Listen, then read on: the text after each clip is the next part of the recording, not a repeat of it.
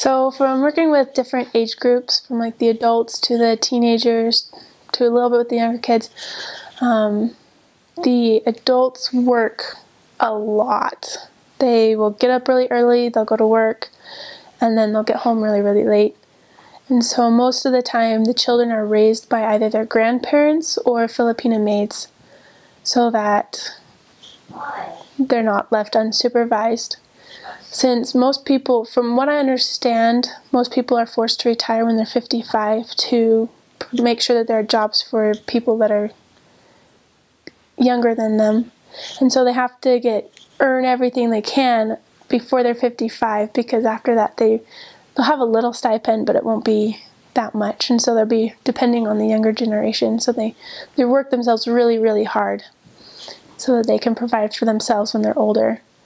And then the younger generation works really, really, really hard in school. There are only about 8 universities in Hong Kong. So either you have to be really, really smart and get really, really good grades, or you have to study abroad. And if your family doesn't have that much money, then you won't be going to college. And so you won't be getting a very good job so that you can provide for your family after you're 55. And so school is very, very stressful for them. So that's one of the big concerns as a missionary working with a younger person. So they'll have Bodzap. It's kind of like a tutoring session on Sundays.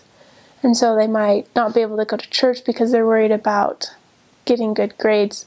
And you just have to work with them and build their faith so that they're like, okay, if I put God first, He'll help me with my schooling. And so I can either go to a later Bodzap, or if their faith is strong enough that they'll not even do any homework on Sunday, but that's also a personal decision there. They'll make the effort to come to church.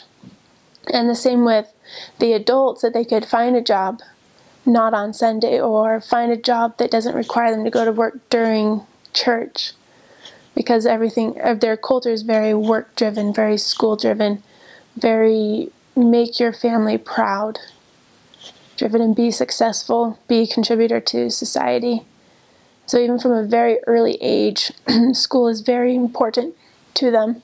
So even little kids, they'll be going to Bodzap sessions after school, maybe until 7 o'clock at night, and in an effort to get really, really good grades. And then that makes it interesting for finding purposes, because they're always busy. Like, oh, I'm going to my second job, or oh, I'm just coming home from work, or oh, I need to go to Bodzap, or no, I'm going to this practice. But if you can always find people who are prepared to hear the gospel. And most of the finding has to be done on the streets or on public transportation. You're not actually allowed to go up and knock on doors in the different apartment buildings. And there are a few places in the New Territories up on the peninsula, and then there are a few places in Macau where you can go knock on doors. But if it's not a very safe area, sisters would need to be accompanied by elders, or at least be accompanied by someone. And then, so basically if it's a place that has doors opening to the public eye, then it's okay to go Patmoon, go knock on the doors. But otherwise you need to take other missionaries with you, or just do most of your finding on the street and contact people that way.